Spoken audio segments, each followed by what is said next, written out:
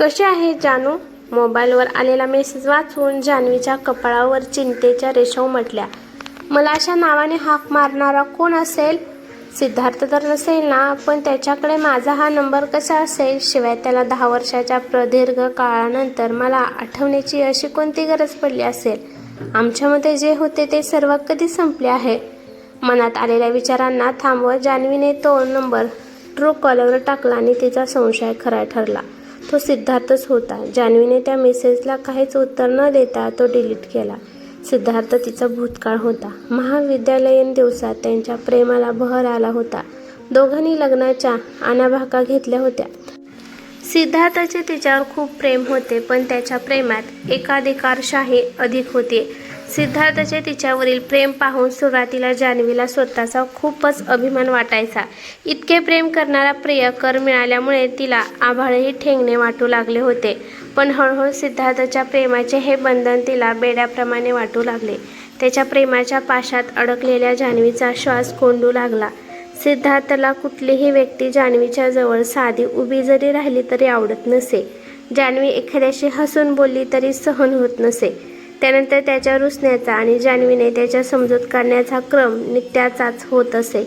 कित्येक दिवस तो रुसून बसायचा.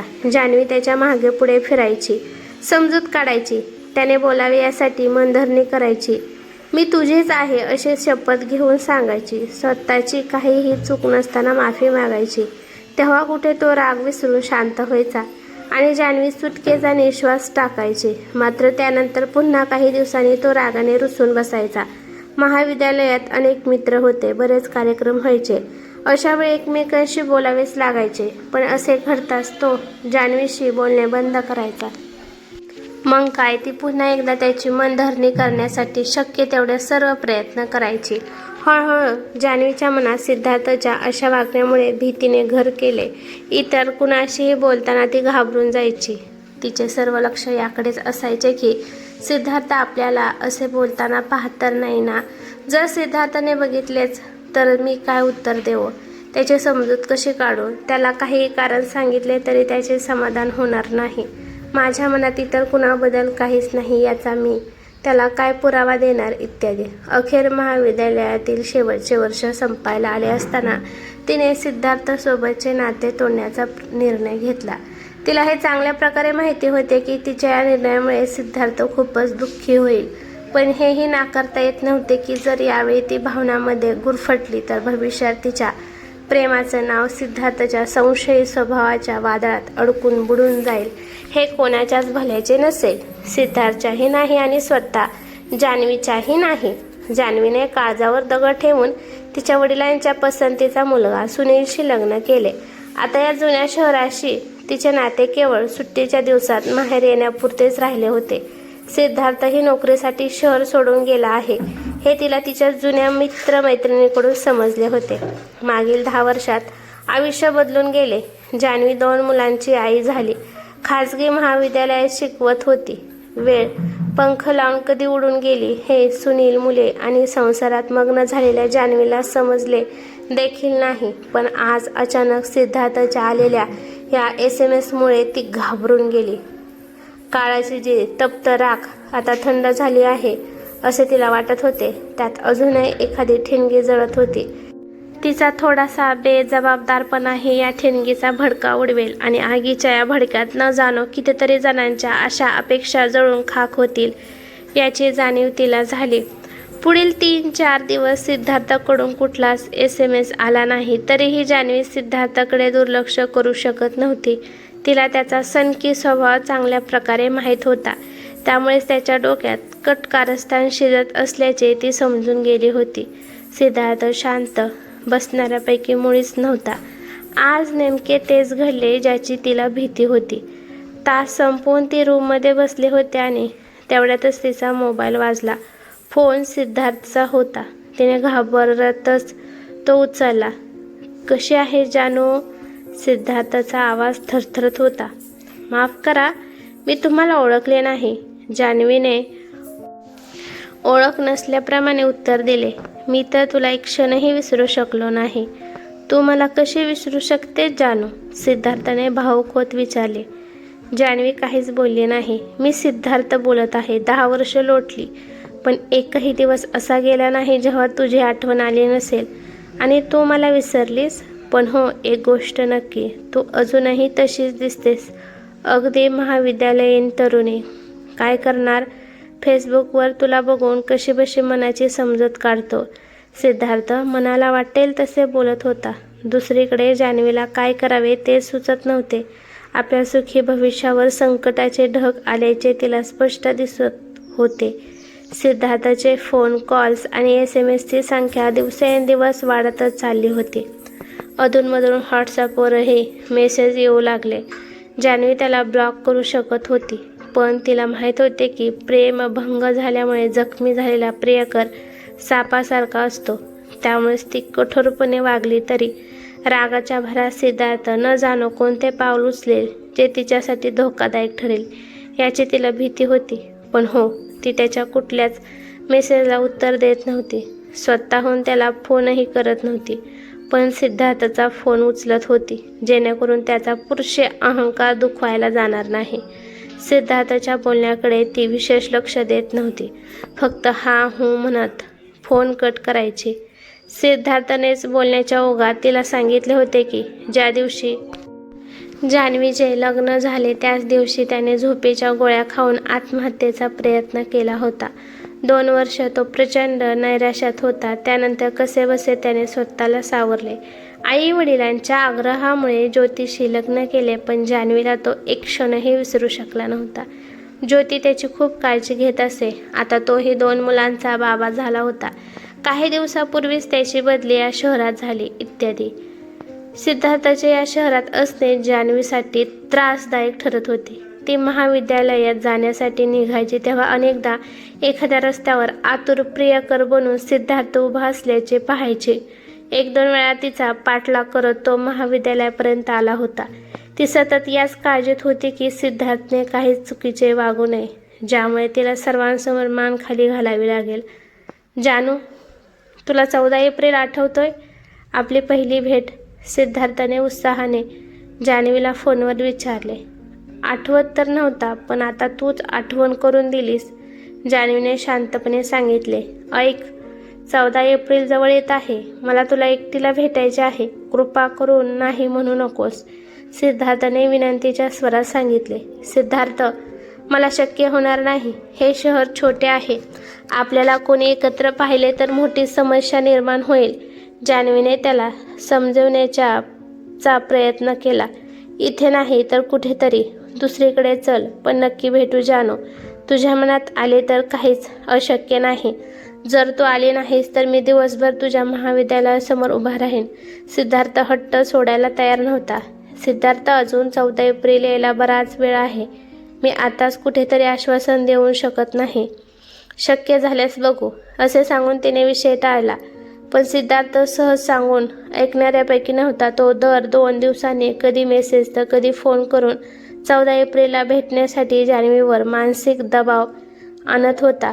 10 एप्रिलला अचानक जान्हवीला महाविद्यालयीन प्रशासनाकडून सूचना सांगण्यात आले की तिला NCC कॅडेट्सला घेऊन प्रशिक्षण शिबिरासाठी जायचे आहे. 13 ते 18 एप्रिलपर्यंत दिल्लीत होणाऱ्या या शिबिरासाठी महाविद्यालयातील मुलींना घेऊन तिला 12 एप्रिलला दिल्लीला जायचे होते. सिद्धार्थला भेटण्यापासून वाचवण्याबद्दल जान्हवीने नियतीचे मनोमन आभार मानले आणि नंतर गाणे गुणगुणत दिल्लीला जायची तयारी करू लागली. आपण भेटणार आहोत ना 14 एप्रिलला? 10 तारखेला सिद्धार्थने तिला व्हॉट्सअप मेसेज केला. मी 14 तारखेला शहराबाहेर आहे, जान्हवीने पहिल्यांदा सिद्धार्थच्या मेसेजला उत्तर दिल्या. कृपा करून माझ्यासोबत इतक्या कठोरपणे वागू नकोस. काही करून तुझे जाणे रद्द कर. फक्त एकदाच शेवटचे माझे म्हणणे ऐक. त्यानंतर मी असा हट्ट कधीच धरणार नाही. सिद्धार्थने रडक्या इमोजीसह मेसेज पाठवला. यावेळी मात्र जान्हवीने कुठलेच उत्तर दिले नाही. कुठे जाणार आहेस एवढे तर सांगू शकतेस ना? सिद्धार्थने पुन्हा मेसेज केला. दिल्ली. मीही येऊ? सिद्धार्थने मेसेज करून विचारले. तुझी मर्जी. या देशाच्या प्रत्येक नागरिकाला कुठेही येण्या जाण्याचा अधिकार आहे, असे टाईप करून त्याच्यासह 2 स्माइली टाकून तिने मेसेज केला. तर मग 14 एप्रिलला मीही दिल्लीला येत आहे, सिद्धार्थने लिहिले. जान्हवीला असे वाटले की एकतर तो दिल्लीला येणार नाही आणि आला तरी चांगलेच होईल. कदाचित तिथे एकांतात त्याला सत्याचा आरसा दाखवून वर्तमानात काळात आणता येईल. वेडा अजूनही 10 वर्षापूर्वीच्या काळात अडकला आहे. जान्हवी आपल्या ग्रुपसह 12 एप्रिलला सकाळी दिल्लीत पोहोचली. शिबिरात मुलींच्या राहण्याची व्यवस्था इतर ग्रुपच्या मुलींसोबत तर आलेल्या लीडर्सची व्यवस्था अन्य ठिकाणी करण्यात आली होती. चहा, नाश्ता आणि जेवणासाठी एकच हॉल होता, जिथे नियोजित वेळेनुसार सर्वांना हजर राहायचे होते. नाश्ता झाल्यावर मुली शिबिरात रमल्या तर जान्हवी आपल्या खोलीत येऊन खाटेवर पोहोडली. बऱ्याच वर्षानंतर तिला असा निवांतपणा मिळाला होता. तिला झोप आली. ती उठली तेव्हा संध्याकाळ झाली होती. चहा पिण्यासाठी ती हॉलच्या दिशेने निघाली. तितक्यात तिचा फोन वाजला. मी इकडे आलो आहे. तू दिल्लीत कुठे थांबले आहेस? सिद्धार्थ, तुझे इकडे येणे शक्य नाही. तू उगाचच त्रास करून घेत आहेस. जान्हवीने पुन्हा एकदा त्याला टाळण्याचा प्रयत्न केला. मला तुझ्याकडे येणे शक्य नसेल, पण तू तर माझ्याकडे येऊ शकतेस ना. मी माझा पत्ता पाठवतोय, उद्या तुझी वाट पाहीन, असे सांगून सिद्धार्थने फोन कट केला. त्यानंतर थोड्याच वेळात जान्हवीच्या फोनवर सिद्धार्थच्या हॉटेलचा 14 तारखेच्या सकाळी जेव्हा मुली शिबिरात सराव करीत होत्या तेव्हा जान्हवी कॅब करून सिद्धार्थने पाठवलेल्या पत्त्यावर पोहोचली. रिसेप्शनला सिद्धार्थच्या रूमबद्दल विचारले व त्याला मेसेज पाठवला. सिद्धार्थने तिला रूमवरच बोलावले. दरवाजा उघडाच होता, पण आत अंधार खूप होता. जान्हवीने आत पाऊल टाकता सर्व लाईट एकदम सुरू झाल्या. सिद्धार्थ तिच्यासमोर लाल गुलाबाचा गुलदस्ता घेऊन उभा होता. हॅपी ॲनिव्हर्सरी असे म्हणत त्याने तिला फुले दिली. ती घ्यावीत की नाहीत हेच तिला समजत नव्हते. तरीही शिष्टाचार म्हणून तिने ती घेतली व बाजूच्या टेबलवर ठेवून ती सोफ्यावर बसली. काही वेळ शांतता होती. असे म्हणतात की एखाद्यावर मनापासून प्रेम असेल तर संपूर्ण सृष्टीच तुमची आणि त्या व्यक्तीची भेट घडवून आणण्यासाठी प्रयत्न करू लागते. चित्रपटातील या संवादाची आठवण करून देत सिद्धार्थने शांततेचा भंग केला. सिद्धार्थ, तुला काय हवे आहे? स्थिरावलेल्या पाण्यात दगड मारण्याचा प्रयत्न का करीत आहेस? जर वादळ उठले तर खूप काही नेस्तनाबूत होऊन जाईल. जान्हवीने पुन्हा एकदा त्याला समजवण्याचा प्रयत्न केला. कृपा कर, आज कुठलाही उपदेश नको. कितीतरी प्रयत्नानंतर तुला असे जवळून पाहता बोलता येत आहे. मला याचा आनंद घेऊ दे. सिद्धार्थ तिच्या खूपच जवळ गेला होता. त्याच्या अधीर झालेल्या श्वासांची जाणीव जान्हवीच्या गालांना झाली. त्यामुळे ती गोंधळून त्याच्यापासून थोडी दूर गेली. सिद्धार्थच्या हे लक्षात आले. त्यामुळे तो दुसऱ्या सोफ्यावर जाऊन बसला. मग जुन्या आठवणींना उजाळा देणे सुरू झाले. अनेक जुन्या आठवणी नव्याने जाग्या झाल्या. कितीतरी जुने क्षण स्मृतीच्या पाटलावर आले आणि निघून गेले. कधी दोघे मनमोकळेपणाने हसले तर कधी त्यांचे डोळे पाणावले. थोड्याच वेळात दोघेही भूतकाळातून पुन्हा वर्तमानात आले.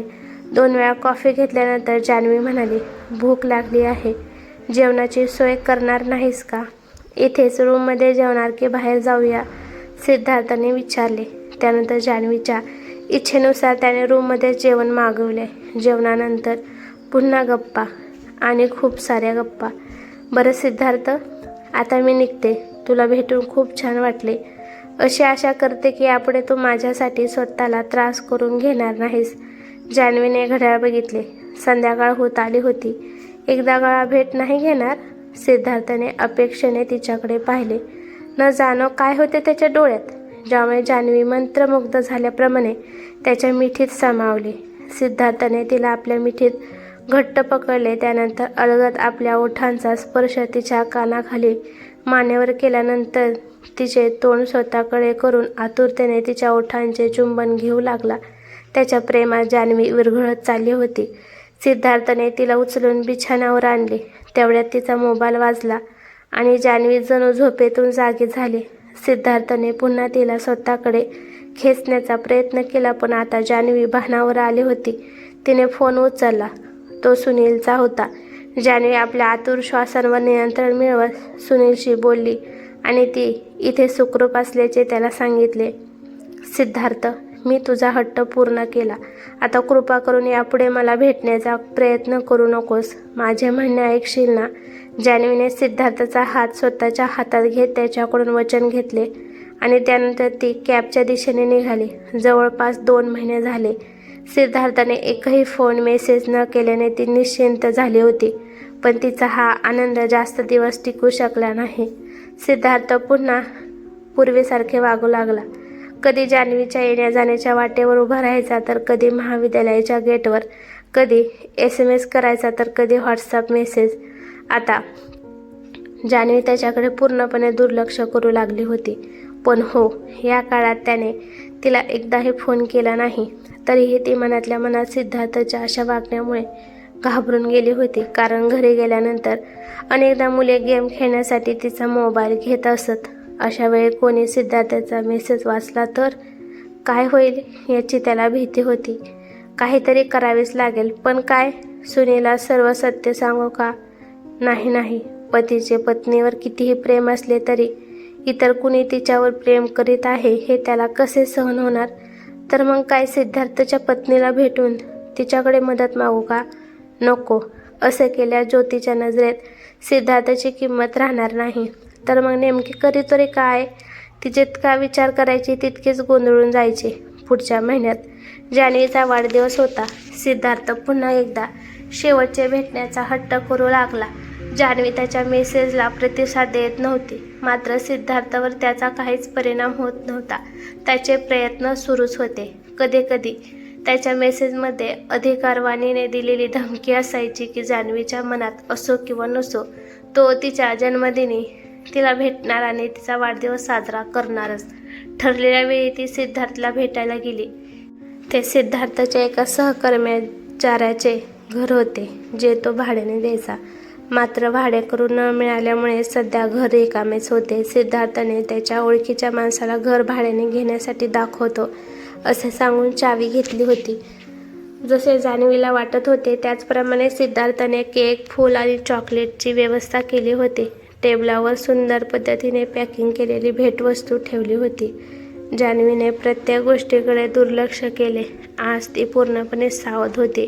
भावनात्मक रूपात तिच्यावर वर्चस्व गाजवणाऱ्याचा सिद्धार्थचा एकही प्रयत्न तिने यशस्वी होऊ दिला नाही. काही वेळ औपचारिकता गप्पा झाल्यानंतर तिने केक कापण्याची औपचारिकताही पूर्ण केली आणि केकचा एक तुकडा त्याला भरवला. त्यानंतर लगेचच त्याने तिला आपल्या भावपाशात घेण्याचा प्रयत्न केला. जान्हवीने मात्र प्रतिसाद दिला नाही. थोड्या वेळानंतर तिने सिद्धार्थकडे त्याच्या कुटुंबाबद्दल चौकशी केली. ज्योती तुझ्यावर खूप प्रेम करते ना सिद्धार्थ? हो, करते. सिद्धार्थच्या चेहऱ्यावर हलकेसे हास्य उमटले.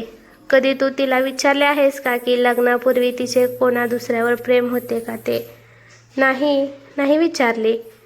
आणि मला ते माहिती करून घ्यायचे नाही कारण तेव्हा मी तिच्या जीवनाचा भाग नव्हतो. सिद्धार्थने अगदी शांत स्वरात उत्तर दिले.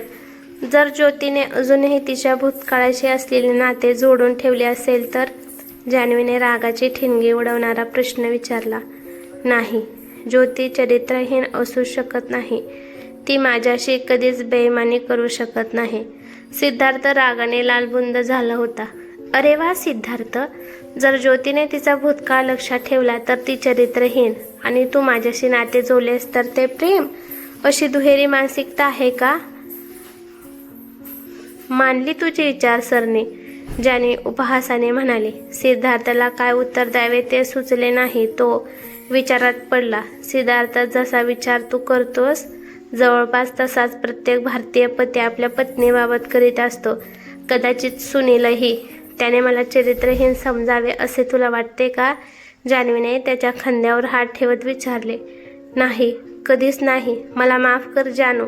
तुला गमविणे हे मला माझे अपयश वाटत होते आणि ते यशात बदलण्यासाठी मी कुठल्याही थराला जायला तयार होतो. मी फक्त माझ्याच बाजूने विचार करीत होतो. हे विसरून गेलो होतो की माझ्या अशा वागण्याचा परिणाम अन्य तिघांच्या आयुष्यावर होणार आहे. सिद्धार्थच्या बोलण्यातून पश्चाताप डोकावत होता. हो ना, जर तू कधी माझ्यावर मनापासून प्रेम केले असशील तर तुला त्या प्रेमाची शपथ. यापुढे माझ्याकडून कोणतीच अपेक्षा करू नकोस. या नात्याला आता इथेच पूर्णविराम दे. जान्हवीने वचन घेण्यासाठी आपला हात सिद्धार्थच्या समोर ठेवला. सिद्धार्थने तो घट्ट पकडला. जान्हवीने शेवटचे सिद्धार्थला प्रेमाने आलिंगन दिले आणि त्यानंतर आपल्या या प्रेमाला पूर्णविराम देऊन आत्मविश्वासाने मुख्य दरवाजाच्या दिशेने पुढे गेली. ही कथा कशी वाटली ते मला कमेंट करून नक्की सांगा. कथा आवडली तर लाईक शेअर नक्की करा आणि चॅनेलवरती नवीन असाल तर चॅनेलला सबस्क्राईब करा. धन्यवाद.